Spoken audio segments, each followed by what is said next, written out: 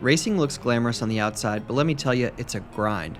After 2 years behind the wheel, I started to hit a major plateau, stuck behind faster drivers and completely unsure what I was doing wrong. I wanted to blame my car, but that would be too cliche of a race car driver. So I decided to do the next best thing, to hire a coach. In this video, I'll break down what it was like working with the race coach, what I learned, and ultimately whether it was worth the investment. Stick around and find out.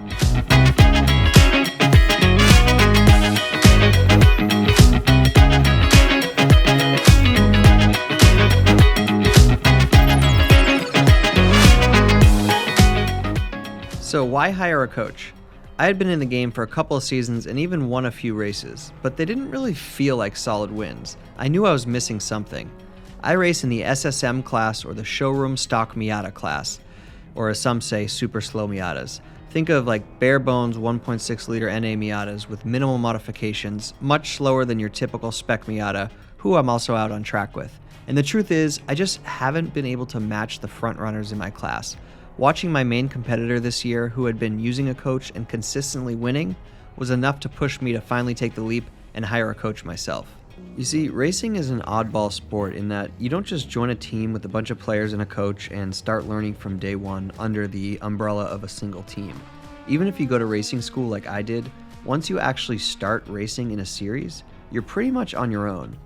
Sure, you've got help from the people in the paddock to help with miscellaneous things, and don't get me wrong, that has been instrumental in my opportunities, but when it comes to the stuff that makes you fast, you're really on your own. And I've found that hiring a coach is the best way to get personal tips and instruction tailored to your own driving. So I found my particular coach at the paddock when I realized that my main competitor, who was winning most races, had a coach in his ear during races and was analyzing results before and after every session. I thought, there's no way I can compete with that. I'm just finishing races and confused why I'm slow. I knew I desperately needed a coach. So I reached out to this particular guy, Nathan Saxon, who's worked his way up the ranks in my region of Spec Miata, has done a ton of instructing across the board, and has a lot of racing experience himself. Nathan knows my local tracks, he knows these Spec Miatas inside and out, and right away, after talking to him, I knew he was the right fit. We set up our first race weekend together. This video will cover the third and final race weekend that I worked with him this season. The prep starts about a week before the race weekend. Nathan sends out detailed notes on the track based on his wealth of experience, turn-by-turn advice, common mistakes, and reference lap videos from top drivers. Really a gold mine of information that I would pay for just on its own. So tonight I went through all the notes that the coach had sent. I internalized, watch a video, then read the next section, watch videos section by section to make sure I got everything. And then I would go through the track map and just close my eyes and say, okay, this corner, what did we talk about here? What did I watch in the videos? So on and so forth. That should give me a good baseline going into tomorrow, into the test day. Then we're ready for test day, where the first session is all about establishing a baseline.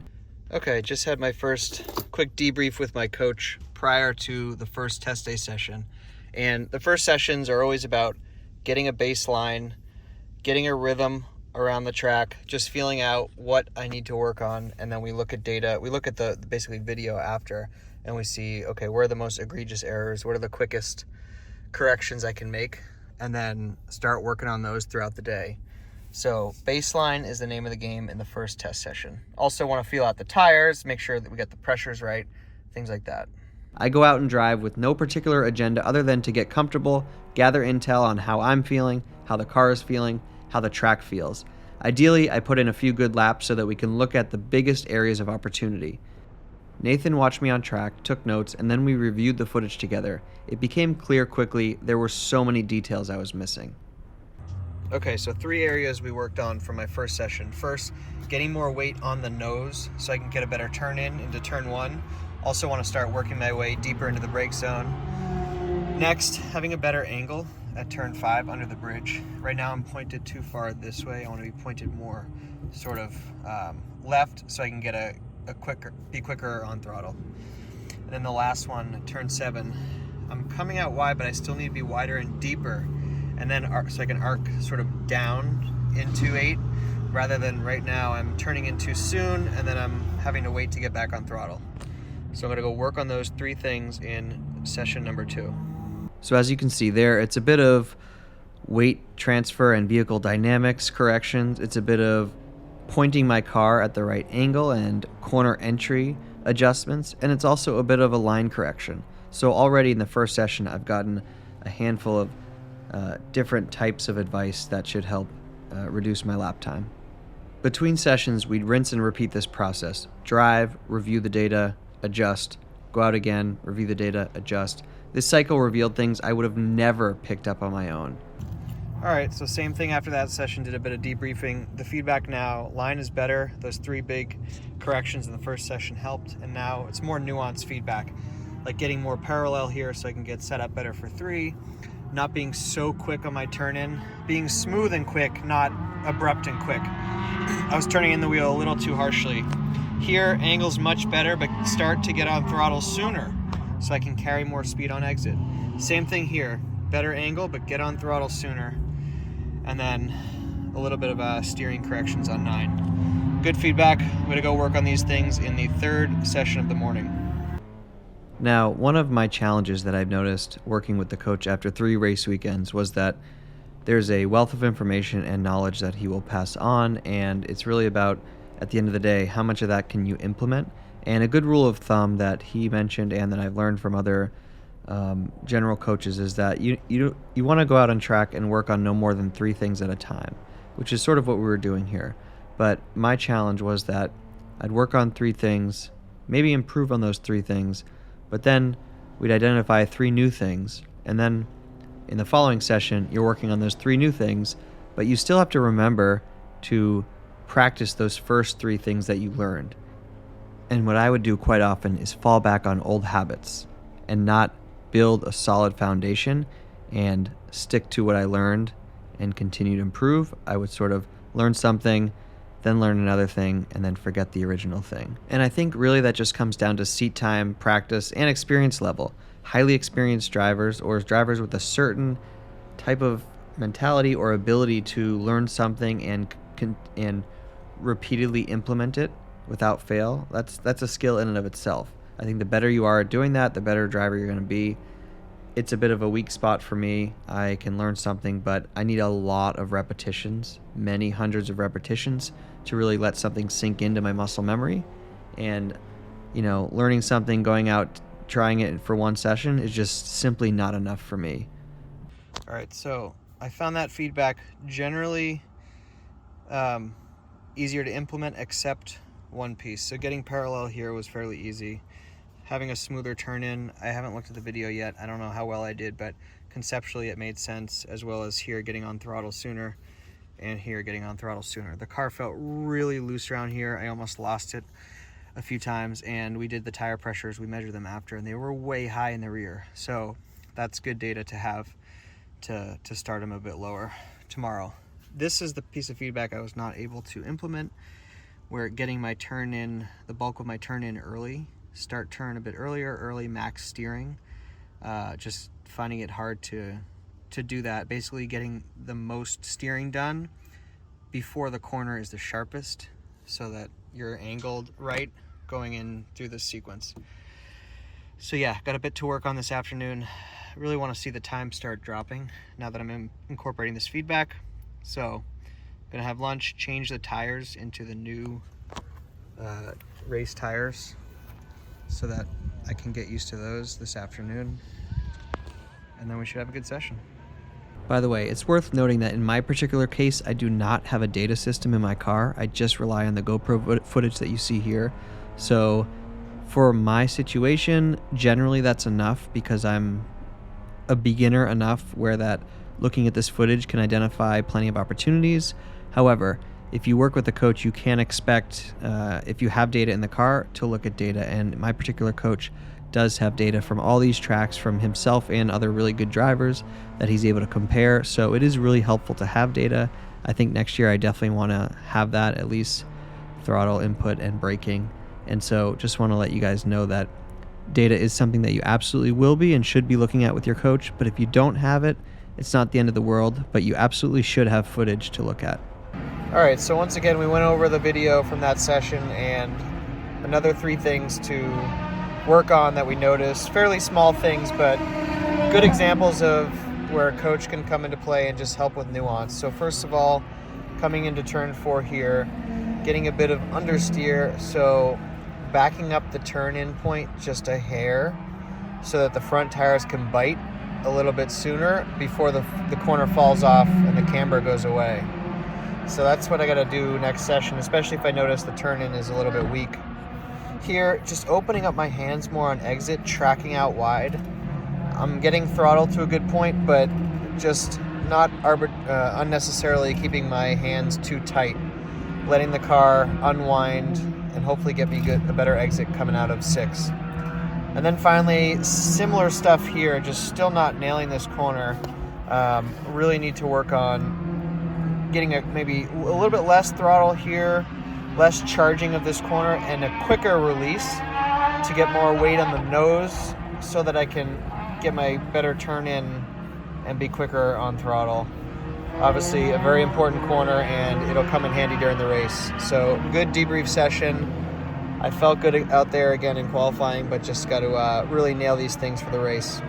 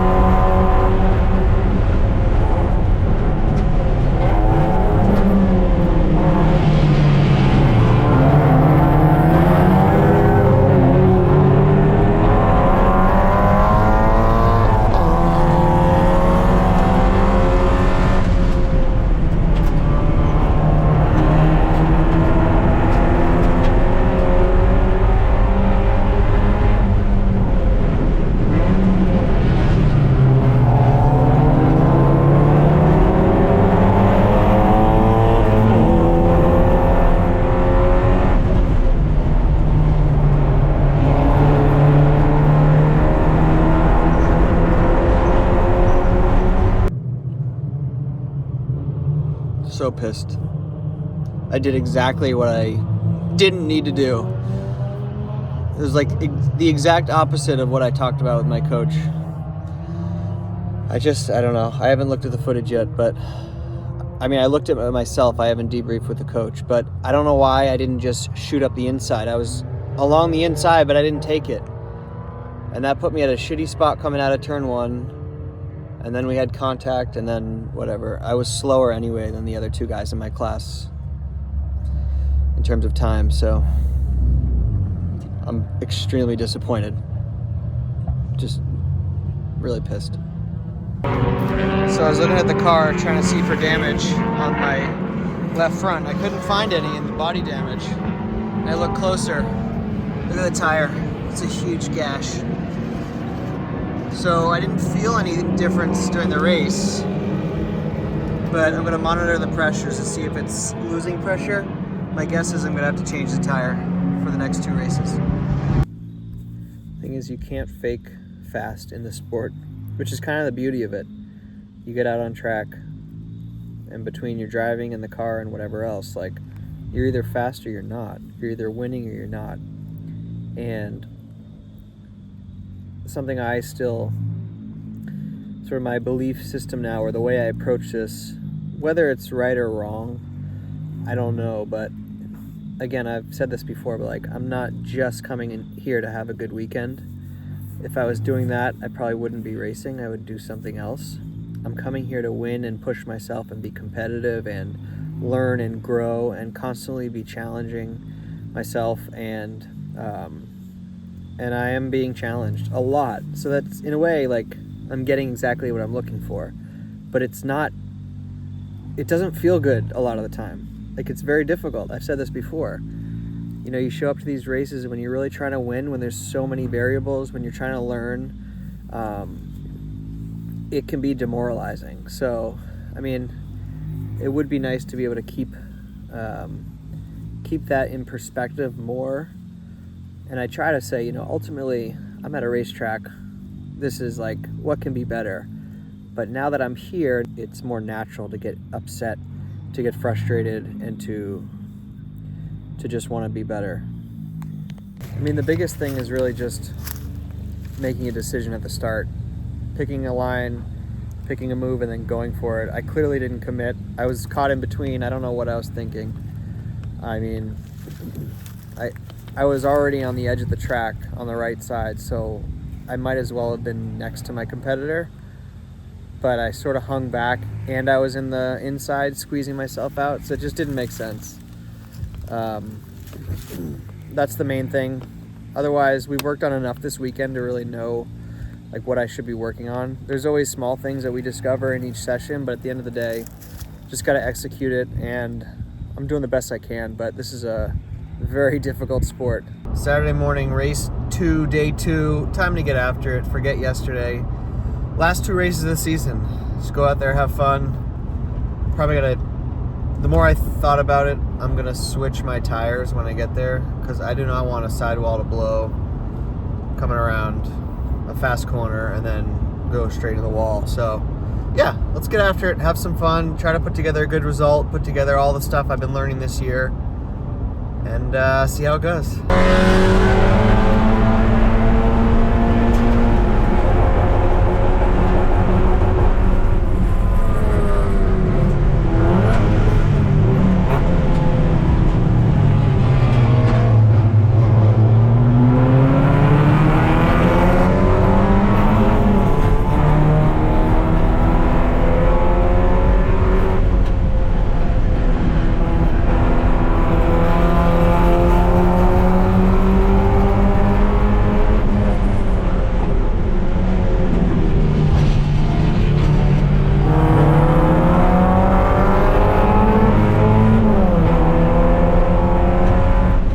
Another really slow race. I was like, obviously I got a good start, but my pace was 2 seconds off, so I'm gonna go talk to the coach and figure out why the heck I was so slow. All right, I mean, I don't know how much there is to really say here. Everything, the devil is in the details. I'm just being very inconsistent. So when we look at stuff with my coach, I'm not implementing things that I learned earlier in the weekend that, help carry the speed. I'm not braking deep enough and trailing enough brake into 1. Same thing on 4, I need to do that more. I'm not getting to the exit on 6. So, yeah, frustrating that I'm not being consistent. So, before, if I was confused of like, why am I going so slow? Why am I so much behind the competition? Now it's like, well, I have a reason at every corner. I'm, it's clear what's happening. You can look at corner by corner and say, I'm not braking deep enough. I mean, essentially the theme here is I'm not on the limit. I'm not on the limit of grip. I'm not dancing with the car.